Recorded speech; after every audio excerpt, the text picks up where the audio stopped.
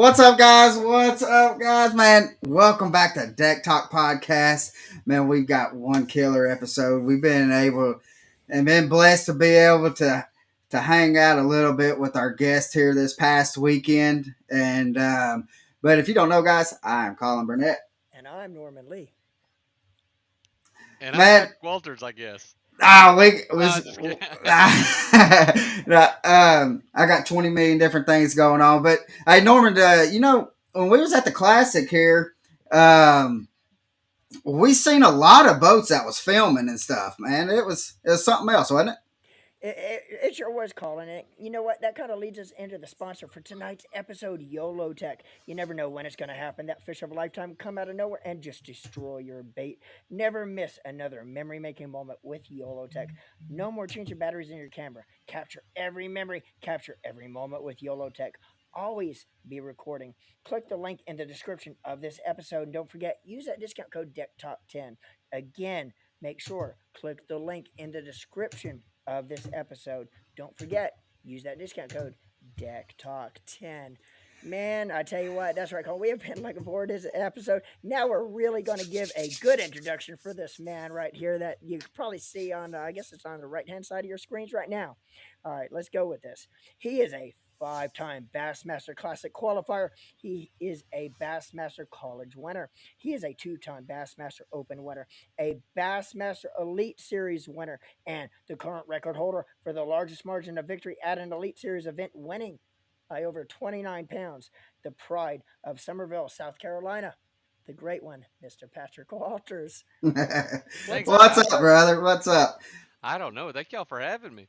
man? Hey, I tell you, I've been looking forward to this, Patrick, since since about St. Clair. Just to let you know. Yeah, It's been a minute. Yeah. So we and guys, if you don't remember, last time Patrick was on at towards the end of the episode, I told Patrick that he was going to win one of the last two events, and he sure enough proved me right.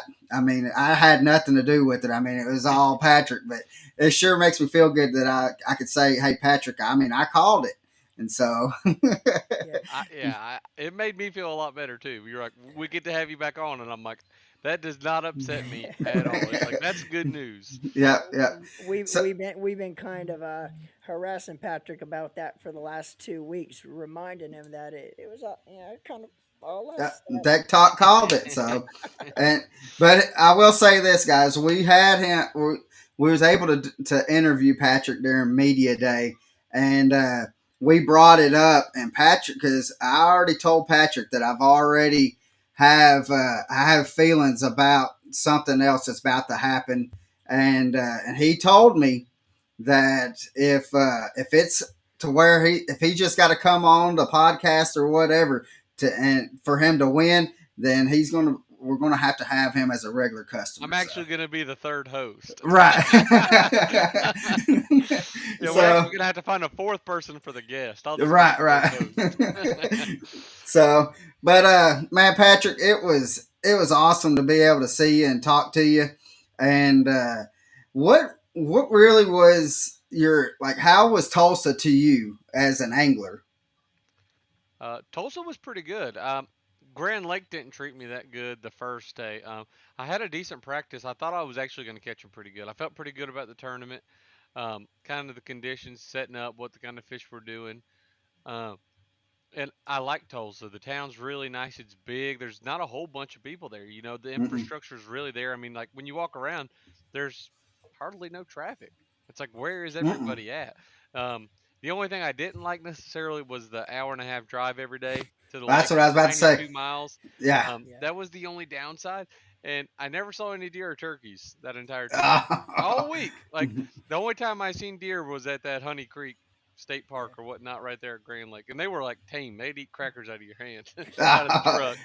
Um, that was the only downside was that hour and a half every day where you had to make it yeah. going to the boat ramp in the morning and coming back to weigh in. Other than that, the boatyard was nice. The classic, I mean, it's a show. You know, it is the Super Bowl, and there's so many moving parts to it. It's There it kind of is. unbelievable. Yeah, when I mean, as a spectator, you really don't get to see all the moving parts. We get to see some or little more than what the spectators do with being part of the media.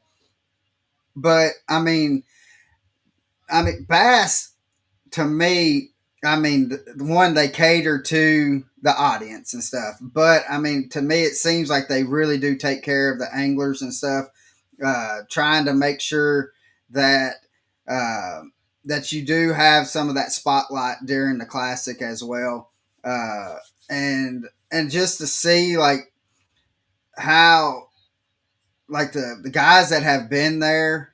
Um, I know when you're out on the water and stuff and you got your enemies out on the water, but how the guys kind of mingle together once the boat's out of the water. I mean, y'all are buddies, and for the most part, Wonderful. Well, that's the thing about the classic. It's like you made it there. I mean, you're there to win, but at the same time, you're there to have a good time. I mean, you're there for your sponsors, you're there for everybody else, and everybody is pretty close. I mean, like we go out on Sunday night after we get done with practice, we go back out for Wednesday night on the the night of champions. It's always a good time. The camaraderie is very good amongst the anglers because it's a long week. I mean, it's yeah, you think it's 3 days of the tournament. It's like, oh, that's what it hmm, is. The 3 days of the tournament's honestly the shortest period of time in the classic almost. Everything else building up to. I mean, we're there for a week ahead of time. You know, right, 3 days of practice, 2 off days, the media day or official practice, and then media day, and then the tournament. Yeah. There's a lot that kind of takes place before you even get to really fish. Yeah. right. Now, did I like was the first day of like the actual tournament? We really didn't get to like I was expecting a lot more bags coming in 20 around 20 22 pounds is what I was expecting. And there was really what I think there was what two or three of them that actually broke Three 20. 20s, I think. Yeah. Right. And, but how much did the wind play effect on like day two? Because day two, it really seemed like it ramped back up that it really, you seen more of that, the bigger bags on day That's when two. they really started biting. I feel like was on day two. That first day it was slick calm, and you had to make them bite. You had to really kind of slow down in your area, and pick them apart. And I didn't do that. I fished way too fast through there because I was just trying to cover water. Because in practice, honestly, it was pretty easy to catch 15 to 17 pounds anywhere you went. Right. Like you just threw jerk bait or crankbait down a windy bank, and you caught fish. I mean, that's why Right. I was thinking I could just cover water, and you were gonna catch them. And that first day, it just kind of it it slowed up big time. That no wind. Right. That wind makes a is wind is a really big factor on Grand Lake for making those fish bite. Yeah. What I Now, does wind play? Uh, how does is there times that you don't want wind, or is there? Do you pretty much?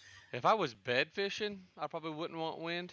Or if I was even maybe like a really good dock bite and it was kind of hard. But even if I was saying like throwing a swim bait around docks or something, I'd still want wind. Right. Wind's typically your friend. Especially pre-spawn. During the spawn, you really don't need wind. That way you can help see them and find the fish.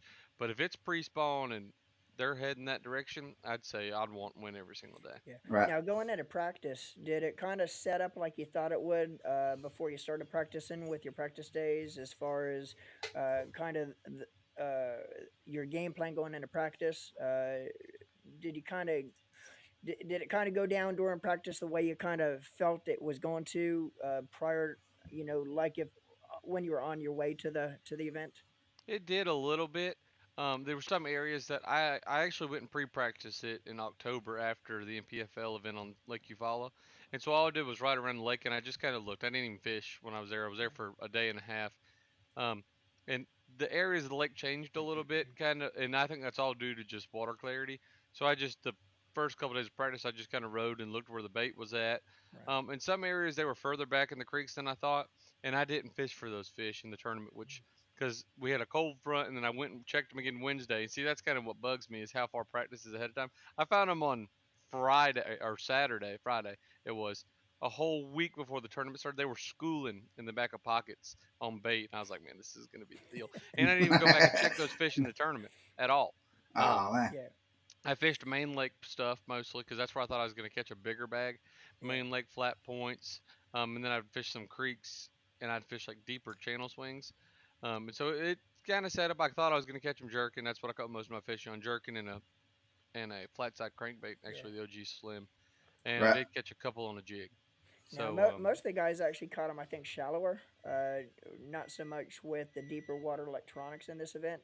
Um, definitely. yeah. Now, do you think there are still fish out there that you could have live scoped There was if you needed times to? there's so much trash there, and what I mean by trash is there's so much carp and so much drum. I mean, there's like three, four Yeah, different types of carp there. There's Yeah. catfish, um, a bunch of white bass, ton of white bass in that lake. So I did think I was going to be able to actually scope them a little bit more there. yeah, Um, because I didn't fish in pre-practice there, so when I got there it was the first time I really like had tried to fish it, and you could not scope them as good as I expected. right, So that's right. kind of what Yeah. surprised me, and that you actually had to blind cast and fish shallow, which I Yeah, mean that's kind of what I love to do. So it wasn't yeah. hard for me to adapt. It was just you got to slow down Going sometimes. back to our Yeah. roots. Yeah. Going Because back to the roots. in which it you said it had like a bunch of trash fish and stuff, and we were talking to Greg Hackney, and that was one thing that he said that was the buffalo there was just fun. I mean, he said they were just in like schools of 100 of them, Oh yeah. and he I said mean, it was you just. He said it was hard to. He said looking at them on the depth finders and stuff like that. He's like, you think that they're bass, but then they're not doing anything. But then he said, if I can get away from them buffalo, he says I'll have a chance. There And were so many of them; it was just too difficult to pick one or two bass out of it's and the the bass will immense mingle amount. with Yeah, them because I mean I was catching on shallow flat points out on the main, and you could pan over there and there'd be fish everywhere, and you could see your bait coming through there and nothing's reacting. So you just have to make a long cast and then you start working it and then you just catch a bass. yeah, So it was like you kind of if you sat there and tried to pick off individual fish, yeah, you'd just kill so much time. yeah.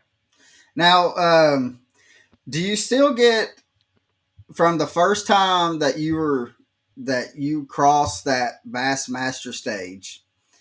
And then the first time or the time that you crossed it this here last weekend, do you still get the kind of I'm at the Bassmaster Classic jitters, or is it just kind of going through the motions and you know that you're there, but it's still exciting, but You know you're that not you're as there. nervous? It's beyond exciting, and I don't get as nervous as I used to. Um, it still just kind of blows you away how big that stage is. I felt really good about this one. I mean, I thought I had a really good chance, and then it just when it's your time, it's your time. That's what's weird Yeah, about the classic is you can be calm and cool, as collected as you want to, but then it's like little things make a big difference Yeah, there. yeah, You kind of just got to be laid back, and if it's gonna happen, it's gonna happen. yeah, right now. With I mean, I think I mean they're. Uh, I mean, I couldn't imagine just being on that stage, anyways. But I think I really appreciated like when y'all got on stage and how I mean, quite a few of y'all said, "Hey, just because you're sitting out there right now doesn't mean that you cannot be out on this stage." And I thought that the anglers and stuff kind of, I mean, that they showed more appreciation this year, especially than the other kind of classics that towards the viewers or the audience. And I thought that was pretty cool. And but my thing though is I don't. I mean, this year's rookie class, They're good. they are studs. They're good. And we talked to, oh goodness, who was it? Oh, Robert Gee. Yep. And he told me, I was like, man, I asked him, like, how was his experience and stuff, just so far, the two events in the elites. And he says, I don't think the older guys care too much for our rookie class. I said, I told him, I said, Robert, I said, it's not that they don't like you. I said, but when you get that boat in that water, you're enemies. I mean, that's what it is. I said, but once that boat's out of the water, I mean, and that's just from the past 4 years that I've gone to the classics and gone to different events and stuff like that. That's what I've noticed. That I mean, that's business. That's y'all's office. You 100%. and if you don't take it that way, you don't need to be there. And so that's what I was kind of telling him. But I wanted to say like that rookie class. I mean, the past 2 year rookie classes have been just studs. They're studs. And so, do you think that if they were forced to where like they could not use the forward facing sonar as much as what they really, because they tend to rely on it more, and not that there's anything wrong with it, but they tend to rely on it. But do you think that if they had a tournament to where they were having to beat the banks and throw that blind cast like what you was talking about, do you think that they'd have that success? I think about half of them. I mean, you still got to have that fishing instincts. And the thing is, with that generation, they're all young. I mean, the second oldest one's 24, Right. and the oldest one's Milliken. And I mean, I don't know how old Milliken. He's in his 30s, I think but like no, it's 34. 34. It's Mm-hmm. a very young age group of rookies, and so they grew up in the age of technology. That's why they're so good with it. I mean, they're experts. Yeah. That's what they know. That's how they know how to catch bass. And nothing against it, because that's right now. That's That's completely how working. you that's how you compete. That's how you compete. Yeah. That's how you win tournaments. That's how you do good. Um, and if they took that away, it would. They're still great anglers. They still know how to catch fish. It'd probably be about half of them, but that's half of any rookie class we've ever had. Yeah. My rookie class was a great rookie class we came in with. I mean, it Yeah. was me, Drew Cook, Lee Livesey. I mean, there's a bunch of them in there where you're like, man, those are hammers. And it's Oh, like and that. there was probably 9 of us then, and it's like half of us are still here. And So it, it's like no matter yeah. what, it's you're always gonna have the rookie classes like that. And all your Yeah. class that you came in with as a rookie, you went through the college ranks with most of them guys too, like Drew Cook and Yep, quite a Drew few Cook, others. Mike Yeah, Huff, Skylar Hamilton yeah, was in there. Garrett Paquette. hmm Paquette's an absolute hammer. yeah. Um, trying to think, it was a bunch of us, and we were young then too. We've all Yeah. got a little age on us now. Now, Jake Whitaker, he was in there. Yeah, He's a hammer. oh man, I forgot. I mean, without you naming them, I knew uh, that you and Drew Cook came in at the same time, and I thought that Lee was right there with you. I didn't know that he was with in that Yep, same class, but I he was in our mean same class. that those. I mean Those are good that ones. man, So I'm saying and we had a tough rookie class too. yeah, yeah, that's true. Um, so is there anything that you would have done differently in the classic that you think that may have been able to set you up for Sunday? Um, I needed to slow down a good bit. I should have just probably fished a couple areas. I should have went to a couple creeks I had that I know I could catch fish in, and just went there day one and just try to catch a few fish. Just try to slow down instead of like running high percentage areas like 1 2 foot 2 fish spots and trying to do that, because I was like, Right, if I catch one, it'd be 3 4 pounds, you know. And so I tried to run all that, and then just from when you get sped up, you really have a hard time slowing down. Um, right. and to tell you, me and Hamner share everything we got. That's my travel partner. Um, Well, that's what I was gonna. I was kind of and gonna so save it's that we for a talked second. about where we were gonna fish and everything. And he asked me first. He's like, "Where do you want to start?" And I said, "I want to start in these two pockets," because I was like, "These two pockets are good." And he said, "Okay, well, I'm gonna start in the bottom creek down here." And we shared the creek. I mean, I caught my biggest fish in practice in that creek, and I had a little spot in there. And I was like, "Okay," I said, "After that, we'll just switch off," you know. Yeah, Um, and he ends up cracking them day one, and I'm like, I got 10 pounds. yeah. So yeah, J- I just the basically one gave that him caught everything Jake. I had and just stood back. I mean, because at yeah, that point it's like I'm gonna have to go fish something completely Yeah, different. Because we had a bunch of brush in Horse Creek together, and after that I never went back to it for right. another day. So it was Well, kind of like I didn't have a chance unless I caught 25 pounds and the jump back. But I was like, right. that just shows you how close you can be. yeah. a Right. simple coin flip. Well, I liked what you said to Mercer after you weighed in, and you said, "Well, Mercer, I just wanted to make sure that these guys had a little room to let them know that I was coming right up behind them on day two, or something like that." It was something to where I like coming from, but I gotta scare them. yeah, yeah. So, but we talked to you. I don't know, 5 or 6 times during the class that we ran into you, and you and you impressed me, Patrick, when we were talking. It was after day one. It might have been on day two or something like that when we seen you, and you said, "If I cannot win this classic, I would love that nobody else to win but Hamner." And when we walked away from you, I told Norman, I said that was legit. That was, Yeah. I knew that that one was straight from the heart. That you, if you couldn't win it, you would be just as excited. And we saw you after the classic, and I mean, you had the biggest smile when we just passed, and just in crossing we passed, and you was all excited, like, I gotta go, but we'll see I you was about to say, I Thursday. gotta go get it. Gotta go find him. Yep. That's 100%. It's like, I mean, everybody wants to win, but when you know you don't have a legitimate shot, it's your buddy. I mean, it's your Yeah. best friend. It's your second runner up. And he had the chance, and that's Oh what yeah. it was. And to know how far he's coming bass fishing, that's what means everything. Yeah. Yeah. Now, what's that house going to be like at the next event with you and Justin there? Yeah, because I'm sure you being roommates, and you get when you're roommates on the road, you pretty much see each other probably more than you see your wife, your family.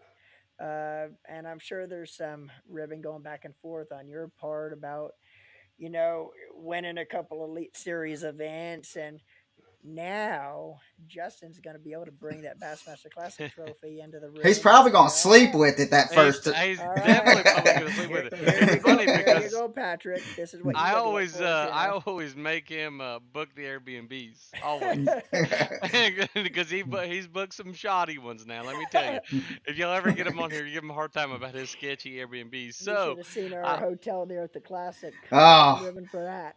I believe it. It I was nothing yes, less than a Roach Motel. I believe it. And I, so the roles have already changed. I had to book the one for Harris Chain Yeah. and St. John's already. I was like, man, I can't be in charge of that this time. yeah, I'm yeah, gonna let him slide. I can't let him. He can only be at the top for so long. I gotta do something to get back level with him. Make him start booking them again. yeah. Yeah, right. Kidding. So, but because that's one thing that we talked to you about. You're like, with having the blue trophies and stuff, that you kind of had that over. You kind of held that over him a little bit, and then you was like, "But if he wins the classic, I can't say nothing." Can't say nothing. You're No, right. That's why I told him. I said, for your first W, the classic's definitely the one to get. If yeah, you're to get one, that's the one. yeah. Yeah. I mean, because till his dying days, I mean, he's always from now on is going to be considered or be announced as Bassmaster Classic winner, and The that's, champion. He's gonna yeah, have a banner at every classic from now on. So I told yeah. him. I said, you got your name on a banner now. Yeah. So, but and we were excited. I mean, because to me, he's one of the most humblest person that is on the tour. The next closest person I'd say would be Gussie, yeah, and just because, like, just how they present themselves, and Absolutely. is just phenomenal, and just to see him living in that moment, and you could tell when he was nervous walking up to the stage on day three, but he you can tell that he already kind of knew that he had it in. It wasn't like it was uh, Jason Christie and Kyle Welcher type deal. You're right. That It was was, close. and it was, he knew that he more than likely had it, but just to kind of, once they announced it, all that, just he just let it go. Because it's so And much of like what ifs yeah, beforehand. You're like, Yeah, what if he has more than you think? What if you don't have as much as you think? yeah, It's just, it's life changing. yeah. And Yeah. so you don't know what it's going to be until he Yeah. says it. Yeah. We were sitting in the media section, and when he finally, was declared the winner, the confetti coming down, and and then at the end That was when some confetti. he was, yeah, That was he that he, was a he lot. was being interviewed by Mercer, and he become very emotional talking about his family and his route and his path to get there. While we're sitting in the media section, I'm sitting there trying to hide the tears coming out of my eyes, just watching Hamner, trying to hide it from all the other media people around because I don't want to see anybody see me crying. But actually, he brought out the tears out of me just watching the emotion that was coming out of his I'll coming send you out the of pictures, him. Patrick. Yeah, yeah. No, I believe it. I was But tearing up. but Trust me, just it'll bring a grown man. I just mean, the Yeah. when you relief know what he's going through just to get just the there, it's, Yeah. relief of yes, the emotions that he was expressing. It just goes to show how much this classic means to whoever wins this really the Super Bowl of bass fishing. absolutely. It just shows how much it means to everybody that's actually competing Yeah. to win it. It Now, really does. do you think that at the classic that 56 anglers is a good number, or do you think that it should be more or less? I go less. I don't want any more people there. I like the 50 because it's hard to get there. And so when you get there, you've earned it. You're not Yeah, there against 1,000 people. I mean, you're there against 56 other guys, and so your chance of winning is 1 in 56. Yeah, 1 in 56. It's good. It's really Yeah. good.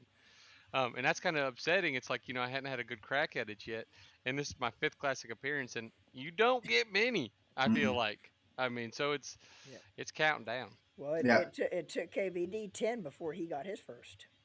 It was, I Norman, think, I did not know KVD's that. 10th. Thank you for Yep. telling me that. You Kevin's just 10th. brightened my day. It was Kevin Van Dam's 10th before he won his first, and then he ended up winning four after that. Are you serious? I did not Hmm. know that. That Yeah. was his 10th. That gives me chills, Norman. You Yeah. get me fired up. Now, I'm about to go outside and start working on So tackle you right say now. there's still a chance. Oh now, gosh, you got me fired up. Yep. now, I do want to Yeah. talk a little bit about your other travel partner, and and you said on the stage that you was surprised that y'all haven't started throwing punches yet. Um, so how is it to have your dad be able to travel with you, and to share that experience as well with you? It's amazing. I mean, I wouldn't trade anything in the world for having him there. I mean, it's so much help. And what I mean by that is just that's how best friends we are. We're almost it's almost like a brotherly relationship where we'll be in the truck just arguing, but we're arguing for the same thing. It's like I was Right. like we're on the same page, Dad. What are you talking about? Um, and so it's like yeah, we've been on the 5 weeks on the road is a lot. I Yeah. mean, and sitting side by side, you're like, yeah, we've done really good. So Yep. no, I you couldn't trade that for anything, and to be Yep. able to share that experience, it means a Yeah. lot.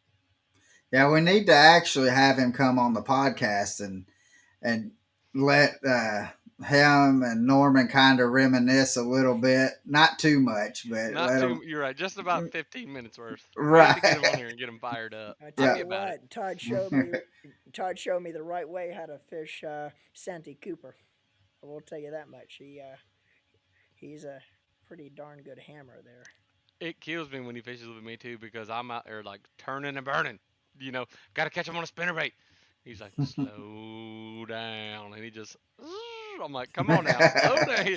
And I look back there, and it's like a 6 pounder, and I'm like, oh, okay, I'll slow down a little bit. And then I slow down, I make about 3 or 4 casts, and then I'm like, all right, I Yeah. gotta get going again. Gotta But get yeah, it. mm-mm. Hey, biting that So, moving stuff sometimes. uh, so is there a tournament that you're looking forward to be able to hit this year? Are you excited about being able? Are you looking forward to going back up north with? I mean, you really last year. I mean, you had a heck of a season last year, anyways. I mean, but then coming out with the W on St. Clair was just phenomenal. But is there a lake that you're looking forward to to being able to go out? Honestly, I like all of them. We're going to Harris Chain next, which is a good one.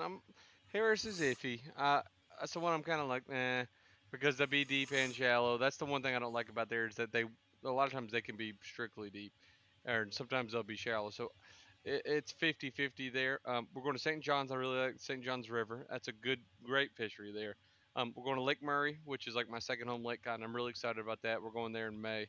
Then Wheeler Lake. We have not taken a leap to Wheeler Lake since 2016, I want to say. That's Yeah, when Takahiro won on that swim bait and that Yeah. spook. And I do mm, like Wheeler Lake a lot.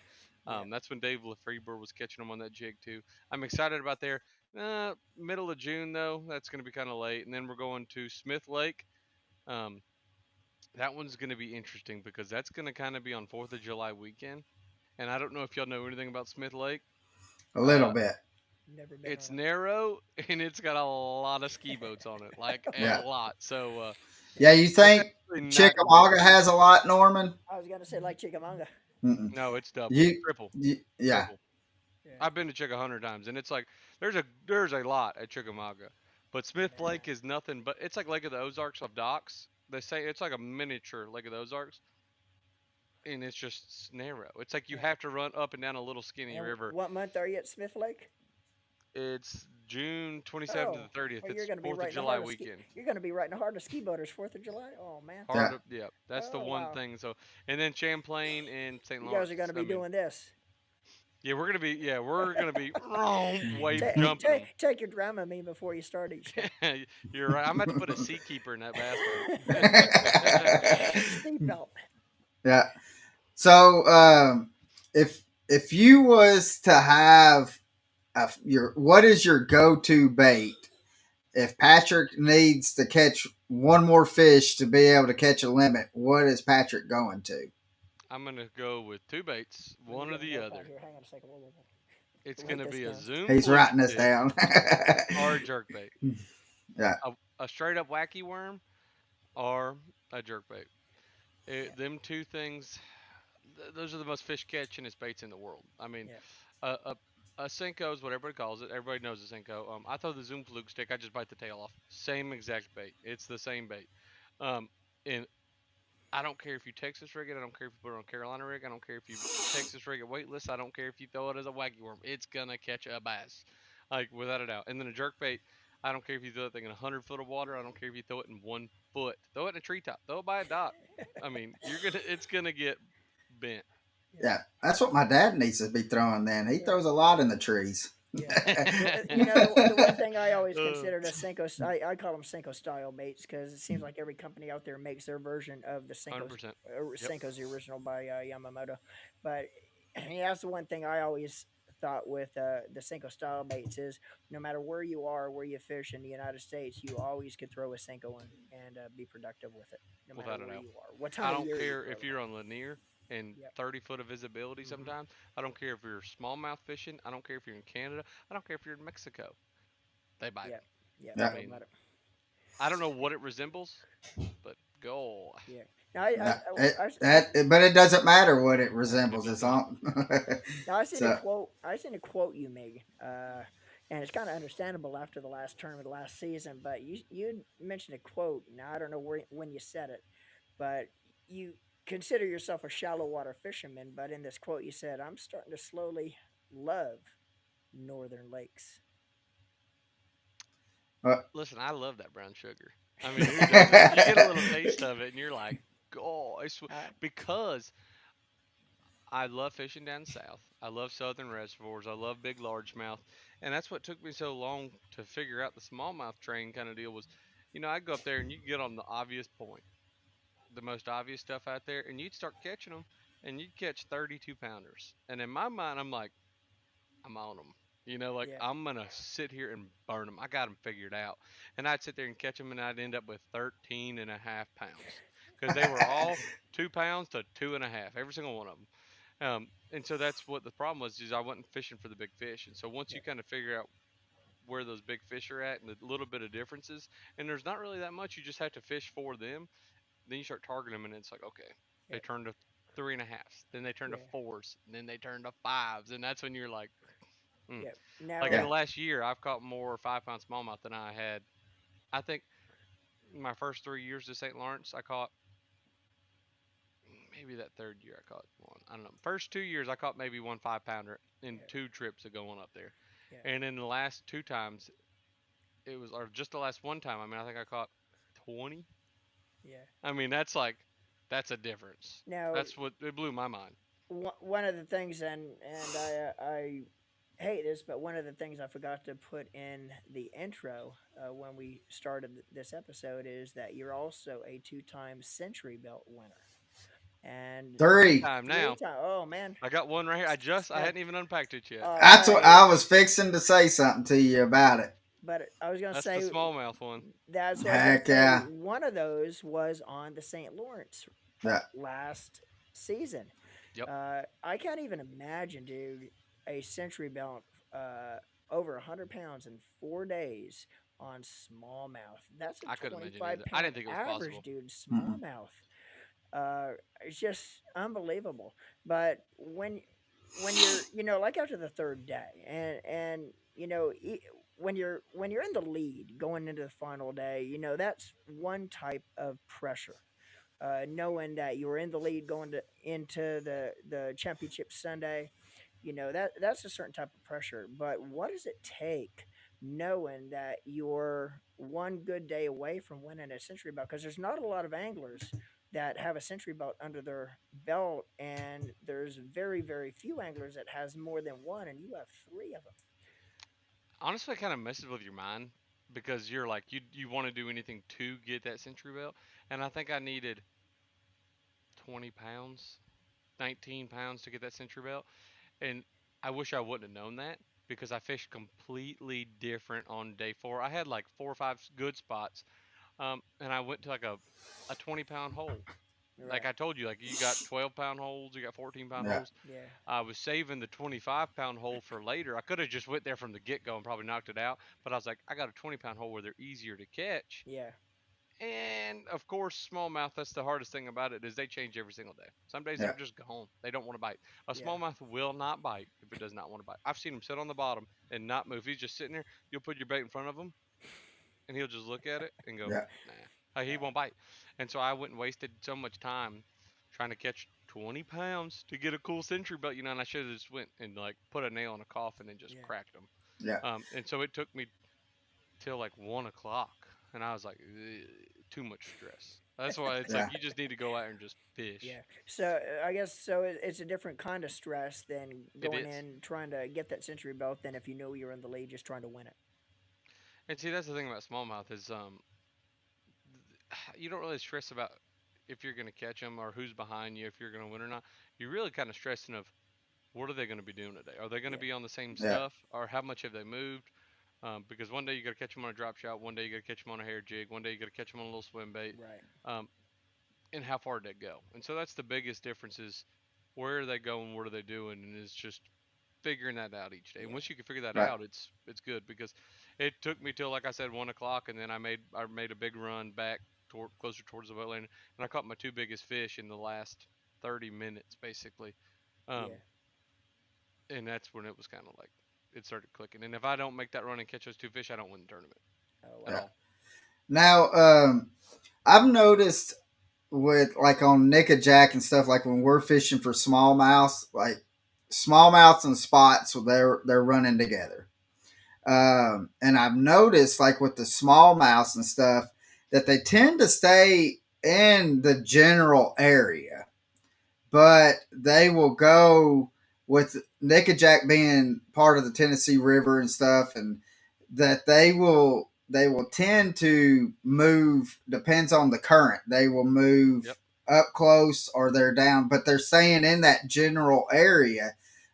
Is that the same for up in St. Lawrence and all that as well? Sometimes, like say Saginaw, them fish will swim 50 miles, 50. Like Wow. they legit leave the bay. And I mean, uh, sometimes they it all depends on the type of water they're in, whether it's a river, whether it's a lake. If it's a bay, typical bay fish will leave.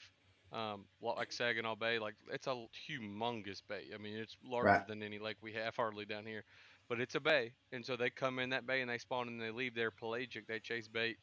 Um, they go for that bottom where they want to find their spawning areas, where's the best habitat, and then they go back out. So, like river systems, like TVA smallmouth, they are completely different animals Yeah, than those northern ones. Like St. Clair, those fish swim a bunch because you see how long they are and they got really big mouths. Um, and so they do nothing but swim around, and then they'll yeah, go spawn up shallow, and then they just do a giant circle around that lake. I feel like that's all they do. They're NASCAR. They do circles, yeah, and then you go to Ontario, and it's like those fish kind of go from shallow right back out to the same kind of stuff. Like those fish don't move much. So right, like once you find a couple good areas, they're typically good. And so it's like every kind of body of water up there is different Wow. because they're right. goby eaters at St. Yeah. Lawrence. They're not bait eaters like St. Clair. Yeah. Now, kind of going a little bit off that, and kind of going back on the forward facing sonar. I haven't had forward facing sonar for too terribly long, maybe 7, 8 months, and and this is kind of a question to you to kind of what I've noticed on the forward facing sonar. I was fishing. I was on Chickamauga, and so I was fishing. It has a rock bluff coming downstream. So I was fishing the point because it had another little creek channel coming out. So I was fishing this point, and I went to go change the baits, and I hit the foot pedal, and it went out to the channel in 60 foot of water. And I seen just big old bass just on the forward facing sonar, about 6 to 7 feet deep, just kind of just chilling, just cruising around. And but I've noticed like it was making just a big old circle. It's just, and it was all it was doing is just kind of had its time, like just like what you're saying, just making a circle. I asked a buddy of ours, and he's probably one of the best natural fishermen that I've ever met. And he said he told me that they do that circle, especially like the females and stuff will circle around the bigger ones. And he said, but the thing is timing it to where when they're out in that 60 foot of water or deeper water, they're tending to typically not chew until they kind of get closer to where they're pushing that bait up close. Is that would that be like like something that, I mean, because I noticed that it circled. I never really seen that it was doing too much, like pushing the bait up. But is that a Out there in no man's land, that's their safety spot. right? They don't really plan on biting. They're just got their air bladders blown up. They're just kind of they're in no man's land. They're not there to feed. They're not there to do anything. They've never been harmed out there ever. So that's where they know to be safe. And you see smallmouth do that a lot of times too. And a lot of times when you pull up, say Chickamauga is a good example. I've seen it there. You pull up to a community hole, a good looking point, and they're usually there at all times. Bass, you're Yeah, like, well, they're back in the day we throw in there and wouldn't catch nothing. What happens is you throw in there, they might not be biting then. They could be like you said, swimming off the point on deep water. But as soon as they make that circle back and they get back to the point, that's when they want to feed. That's yeah, the dinner table. That's truly what that spot is. That's where they know to eat, and they're not really eating out around from that area. So when that fish is out there doing that circle, it's just gonna. I mean, it could be digesting its food. We don't know what it's doing. right. It could just be kind of and it might have a stomach ache. I mean, we don't know what. But when they make that circle back and they get back into that kill zone, they get back to that shallow point, that shell bar, that bluff, anything. That's where they want to feed uphill and they want to push their bait against something. Um, that's why big swim bait fish eat the bait right at the boat because they don't know it's a boat. They just know it's a wall and he can pin that bait against it. That's usually where they bite Makes yeah, last minute. So that's the same thing with bluffs. They want to they want to have a backdrop so that bait really can't get away. right. So it makes a lot of sense, and I knew that if I asked you that you can kind of explain it a little bit better than. And that's what I was kind of thinking, especially talking to our buddy Caleb. But I was like, I gotta ask Patrick. So John Pate says, when was it you realized you were going to be a fisherman, and how old were you?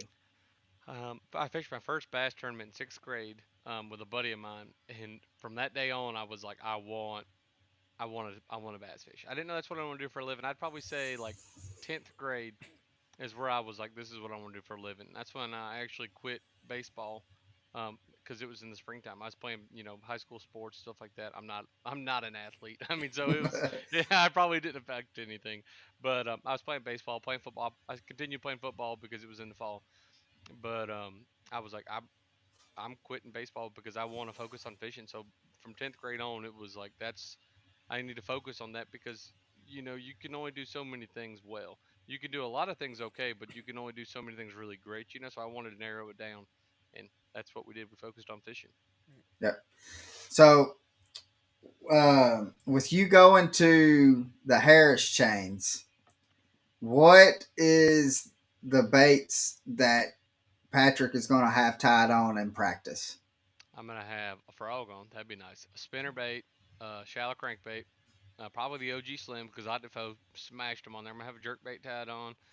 I'm gonna have a Zoom fluke stick, black and blue, and June bug.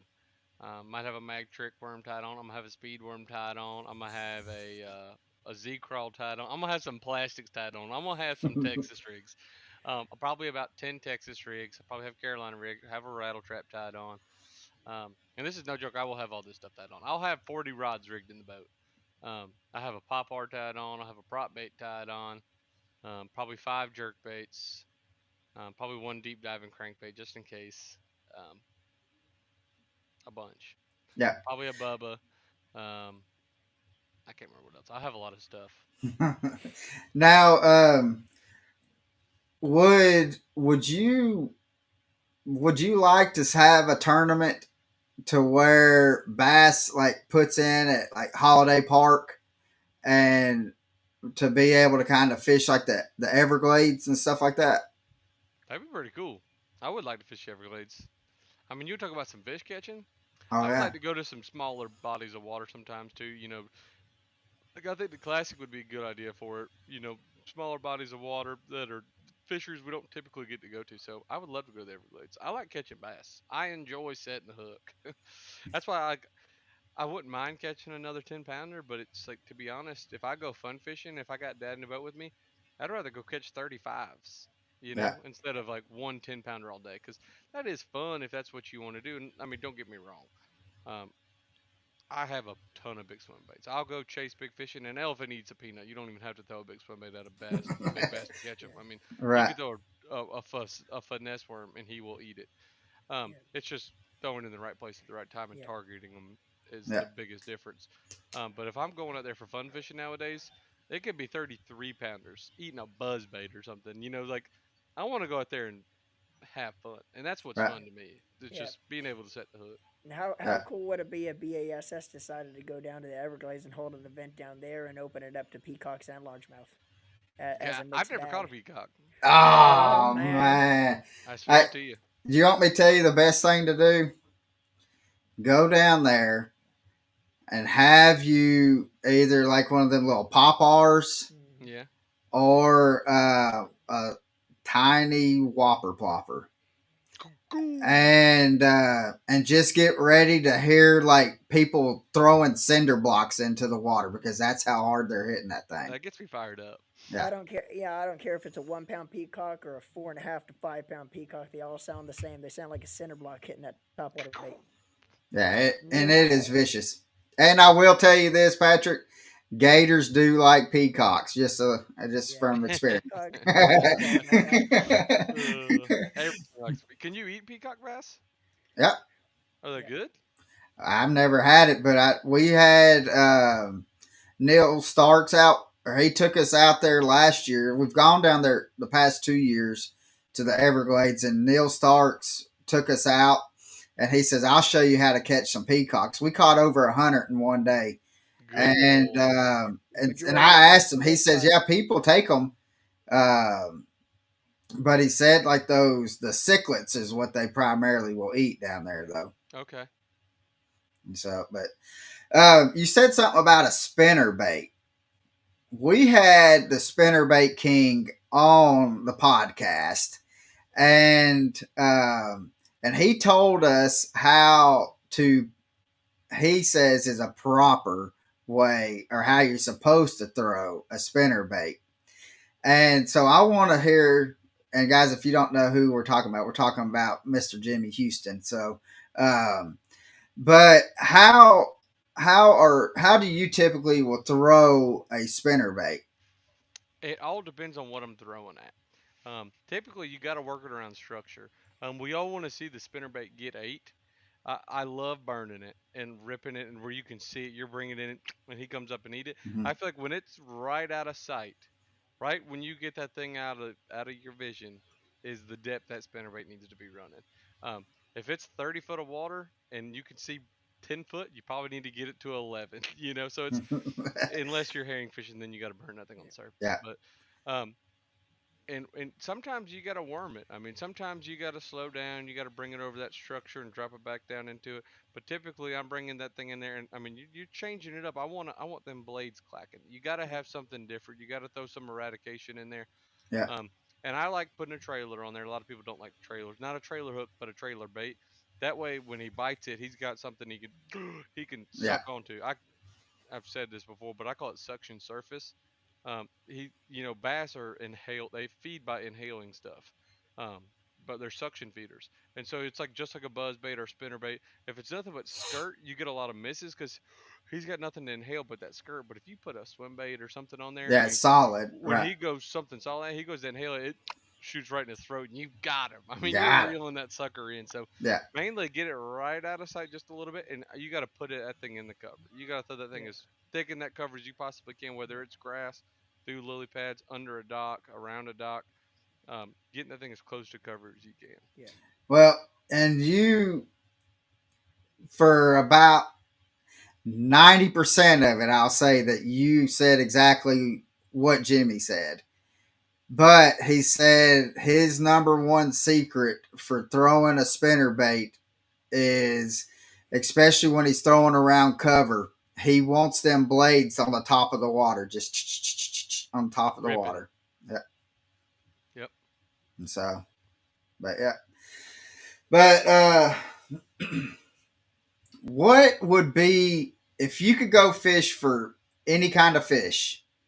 What would be the fish that you would want to go after? It's a hard one. I like them all. I want to go for fish that are biting. Yeah, Whatever's biting That's a and good schooling. answer. yeah, Um, I like schooling fish. I don't care if it's schooling redfish. I don't care if it's schooling tarpon. I don't care if it's schooling smallmouth. I like schooling fish because they're feeding. yeah.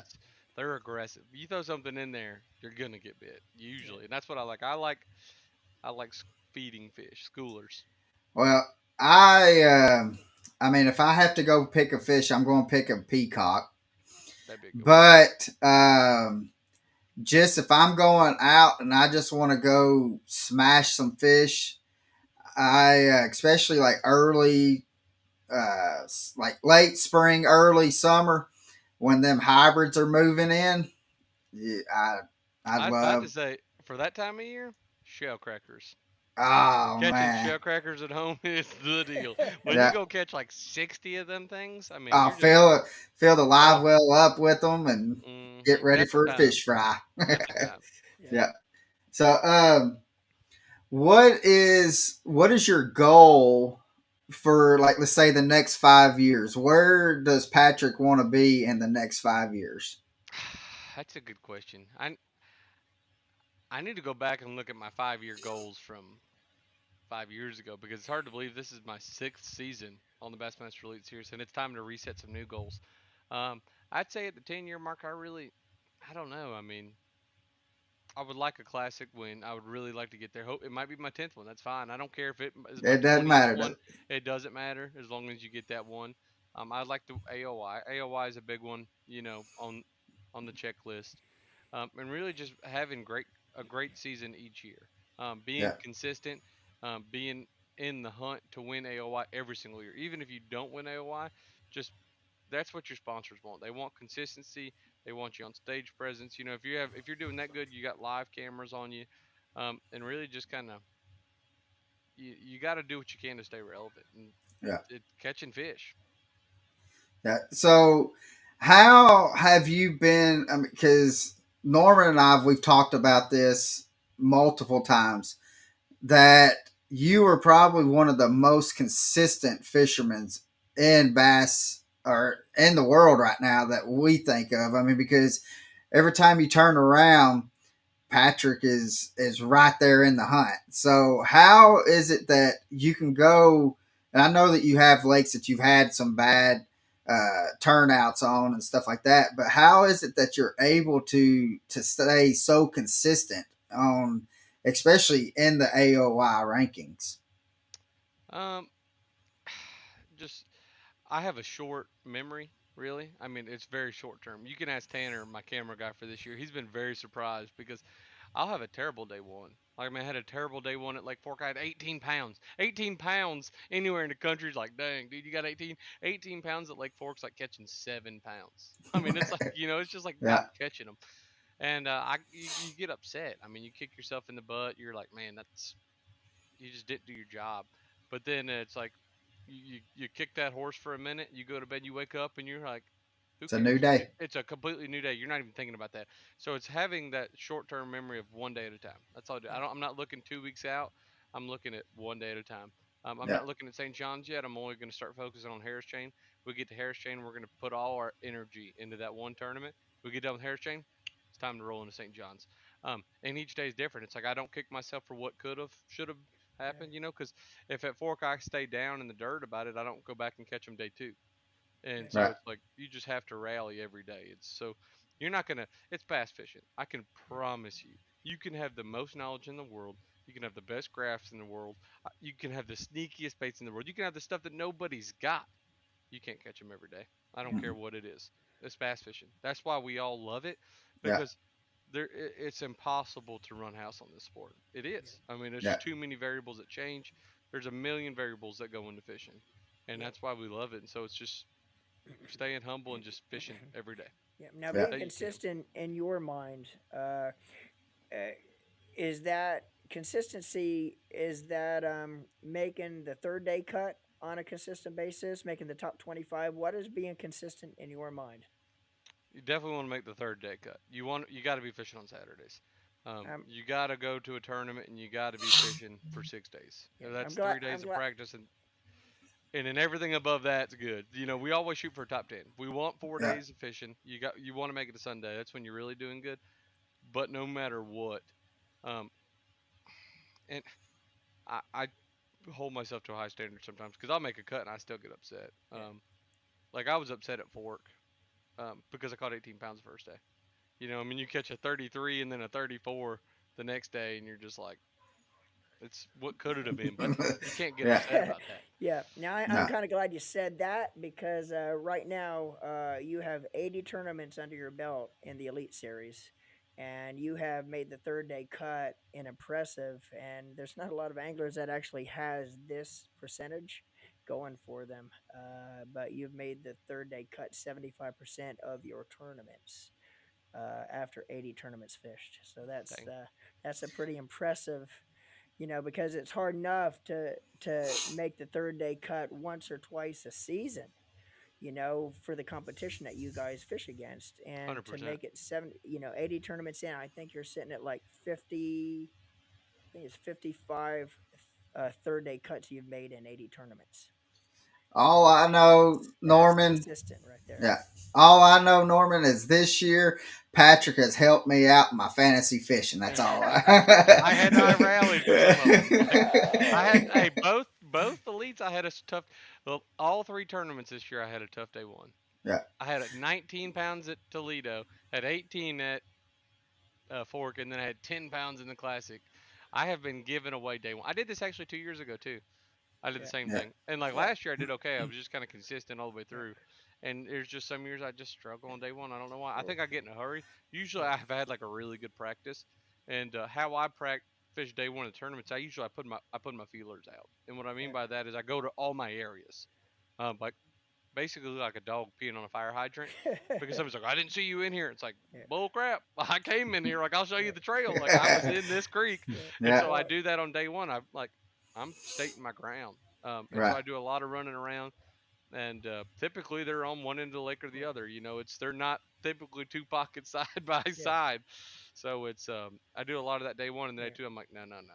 We got to slow yeah, it down. Let's go back to this one creek that we really knew we should have been fishing, and then fish here day two, and then yeah. it works out. So it's Yeah. Well, right it's a now, me after thing. two tournaments in this year, you're sitting in second place in AOY. Well, second or third place, depending on how you want to look at it. There's actually a two-way tie at the lead by two rookies It's tight. for AOY as of now, and you're sitting right in second place. I think 3 or 4 points back, but you're in second place right now. So Yeah. great start to the year, and I'm just looking forward to just seeing how this thing unfolds because it's a tight point race at the beginning with Hundred two percent. guys that's It actually Yeah. will be, I leading. think, all the way through. That's the Oh I thing think with so yeah. too. sonar nowadays. I think so too. Um, the cut weights are higher. The AOY points are tighter. I mean, it's a it's a it's a shootout. Yeah. And do you Yeah. think the tournaments? Well, there's only two tournaments in so far, but the tournaments remaining on the schedule, does it set up well for you going into each event before you I get think there? so. That you think you could It's keep the usually the string ones going? you don't think you're going to catch them at are the ones you catch them at. So Like it. Yeah. I feel good about all of them. It's just making it work. Just Now, with that being said, I want to go on and put this out on the record with Norman saying that talking about the you're in second place in AOY. Norman, after Florida, he's going to be sitting in number one because he's taken at least one of them. I'll take it. uh, I hope so. there Yep. you Gosh, go. There So, you get me go. fired so up. there is my prediction, guys. I know when I done the lives to say, hey, we're coming on, and I told you that I was going to make a prediction for Patrick, and I just know that how Patrick is fishing, and I know that he tends to like them Florida lakes, but I do know that He's on them. record by saying he loves to go down to Florida. Yep. I do like Florida. So I like big uh, bass. yeah, but I mean, it's a lot better than Iconelli says he just hates Florida. We asked him what lake has his number, and he says Florida, He The says anywhere state. we the he said state. anywhere we go in Florida. He said. Yeah, he said uh, anywhere in Florida. If it starts with Florida, I don't like it. It has my number. well, I better get to rigging then. But you Yeah, can't yeah, beat them big bucket heads down there in You Florida, cannot. especially when you Oh, go long South boys. Florida. Oh, like Oh, 26 inches. I feel like. yeah. man. So I got another question, and then we got a couple questions from the comments and stuff. But do you see yourself, or do you even want to fish as long as like Rick Clunn has? Is that something that you're I don't know if wanting? I can go as long as Rick. I would like to go. I'd like to have a long, consistent, good career, but 50 years. I mean, That is amazing, isn't it? that's beyond amazing. It really Yeah. is. Um, I don't know if I went that long. It would be, gosh, I don't know. I would like to fish a long time. I mean, if I made half of what Rick does at 25, I would be elated. Yeah. Stoked. Yeah. So another question is what line do you prefer in clear water? Fluorocarbon, mono, or do you still use braid? Which one do you prefer? On bait casters, um, it all depends on the bait I'm throwing. Clear water, I still like fluorocarbon on dragon baits, like baits I'm going to make contact with. If I'm throwing top water, I use braid. And on a spinning rod, a spinning outfit, I'll use a braid to a fluoro leader. So mostly all fluorocarbon or braid. Yep. Yeah. So, but if I'm setting a hook or if it's a bait that he's going to look at and he's going to eat, I'll use fluorocarbon for How that. about in Florida when you're down there trying to catch them big bucket heads? 25-pound fluoro and 65-pound braid. There you go. There you go. So Big. Except I uh, might use mono for my prop bait. hmm, that is I'm just ready to see you get out there. Every time that you have a camera guy on your boat, that just makes me happy because I I need to know start that my GoPro live. That would be the deal too. So in case you didn't have a camera, I think that's a lot of people are going to start doing that. what the GoPro Live. Yep, running where like each pro could have their GoPro in their boat running. Yeah. That way your fans could watch on your Facebook or something. Yeah. Yeah. So My dad says, "Congratulations, Patrick, on making the classic. Were you surprised at the size of the fish on Grand Lake?" Um, I was. There's a lot of 3 to 4.5 pound fish in that lake. A lot. They've had some spawns kind of mishap. I feel like there, where there was a lot of 12 to 14 inch fish there, and there wasn't a lot of 2 to 3s. They were like 3.5 to 4.5s. So they had like 1 year gap kind of missing in there, and then a lot of the big ones were kind of real isolated. Um, I think it's a phenomenal lake. I was really hoping that lake was going to get in the bushes. I would like to go back there. It's set up really well. Um, I it's I think that lake's kind of like a hidden gem. I mean, hidden gem for out of towners. There's a lot of locals that fish there, but Yeah, I'm surprised we hadn't taken more tournaments there. To be Yeah. honest, yeah, Yeah. Grove's a nice and place.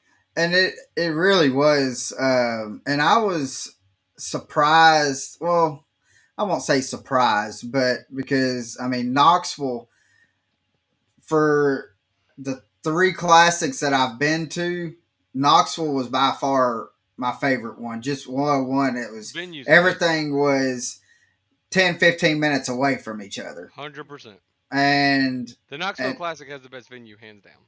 Fishery, different, mm, but eh, unless you're Gussie and can get on them smallies and 100%.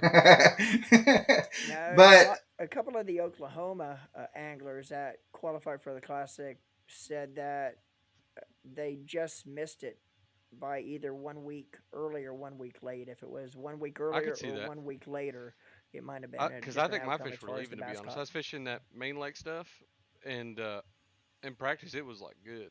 And I think in Yeah, yeah, 3 days, them fish had already pushed into them creeks a lot more. yeah, They were transitioning yeah. quick, so I think they were yeah, already heading to the hill very Yeah. fast. yeah. We who was it we was talking to?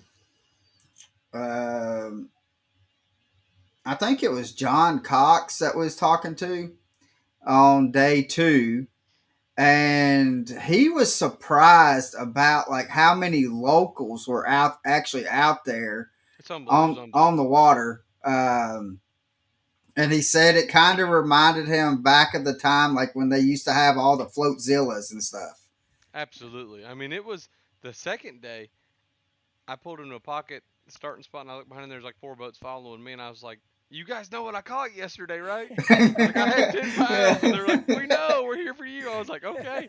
Like everybody had 4 boats, Yeah. everybody, Yeah, and then Now, like Christy and Milken had 50 to 100. No, it was like the old days of like how many yeah. people had boats on them. It was crazy. When yeah. you see that, and when you see a flotilla coming behind you from spot to spot, does that pump you up more It kind so of gets you going because you're like, I'm to about to catch one. get you going, get It that gets you adrenaline going. going? I mean, because they're following you. They're there to watch you. Yeah, Except every now and then one peels off and starts fishing behind you, and you're like, I thought you were following me. It's like that happens sometimes, but it's a public lake. You're Yeah. just kind of like, dang, dude, you've been following me for 3 pockets, and then you fish this one. But that's fishing. Yeah. yeah, yeah. We speaking of floatzillas, um, we were talking to Ike about it when he was on, and he said that uh, he had a floatzilla that was behind him, and he said I was not catching anything that day, but we had about an hour and a half left of the tournament. He said I knew Kevin Van Dam was just right around the point from him, Oh and God. so he told the floatzilla like 3 or 4 times to start hollering and screaming just so Kevin thought that he was catching fish. I'm surprised they didn't crank up and drive past him, and then turn around and drive back by because you got to think about how much boat weight that is. I've uh, seen it blows creeks out. Like oh it's yeah, if you go into an area, they're coming. yeah. And how do you like if you have that? Are they courteous enough? Like let's say they're following uh, Ike and Nelly, and then or they're watching him, and you have to go past him. Are they courteous enough to kind of at least get out of your way while they're Yeah, still oh, they're definitely courteous enough. Yeah, they're pretty cordial. I mean, you go in there and just kind of talk to them, and they'll just kind of all slide out of the way. And if you're fishing a creek, they all kind of tend to stick to the middle and stuff like that. right? It's definitely different though. It's one element you're not used to contending around. Right. And that's one thing that I miss. And the bass, I think the bass live is really what kind of killed that. I think so too. Because now it's like Um, you get home, sit at home, and you watch it even better. You're looking right, at his graph now. right, You can't do and that. Watch it. But the good old days, I remember first time we ever did it. It was at Murray way back. We watched Kevin Van Dam and Casey go out there and catch them, and it was just it was cool. You know, yeah, I mean, you're chasing them. You're in the moment. yeah. And I can remember like seeing uh some of the anglers like use the floatzilla to block the pockets if they want a pocket. They were using the floatzilla to block the pocket from the other anglers that trying to get Really, into. Oh yeah, I can see that. yeah. And so Yeah, go ahead and choke that pocket out. that's and that's because I went on. I was on Chick when y'all came up, and when Iconelli and KVD got into it Yep. at Sequoia, and I didn't understand. Oh, shut up! My phone picked up like it's like I was trying to ask it a question. Um, but there were some of them pockets that the anglers were saying, "Hey, kind of close this off for me because I want the back end of this pocket and stuff." So I was like, it You can kind of use them to your works. advantage. Yeah. Yeah. So um, we've had you on here for almost an hour and 15 minutes, brother, and I know you spent the last 5 weeks on the road. And you finally got home, and now you got baby duty. I got some spit up on my shirt. I think a little bit wrong. That's why I gotta go take care of him. We gotta go for a walk and gotta go cook some dinner. Oh man, There you speaking go. of dinner, you're speaking my language now. So, but Patrick, we're going to try to catch up with you somewhere. I think that y'all After are Florida, coming. hopefully. Hopefully Do that'll be what? a good sign. After Florida. Yeah, Oh, right. we're gonna have you on. We've got a week already open and ready uh for you to come to slide back in here. But no, we're actually going to try to get to a couple more of y'all's tournaments and be able Good. to do some filming and stuff. So we really enjoyed it, and we enjoy hanging out because professional fishing is, if people don't know, like they can access the anglers a whole lot more 100%. than any other sport that is out there, and that's one thing. And y'all never, I've never seen y'all turn anybody away, especially if it's a kid that comes up and wants to kind of chit chat. I mean, y'all are probably by far the best athletes to be able to say, "Hey, I'm going to spend 5 minutes with whoever it is." So Norman and I are wanting to be able to come and at least meet up with y'all again here in the next, or excuse me, and with some of the couple tournaments here coming up. So, Okay, good. I'm looking forward to it. but but again, I'm ready to see you hold a trophy that says a Florida lake. Me Yep. too. I like Florida. We already got it locked in. Yep, yep. And do you think, before this is going to be my last question, and then Norman's going to ask you our last question, which you just answered it about 4 days ago. But but with this year's, with having two elite tournaments already that has been pushing 100 pounds and 100 plus pounds, um, how many other century belts do you think's going to, or Lake's going to push out century belts?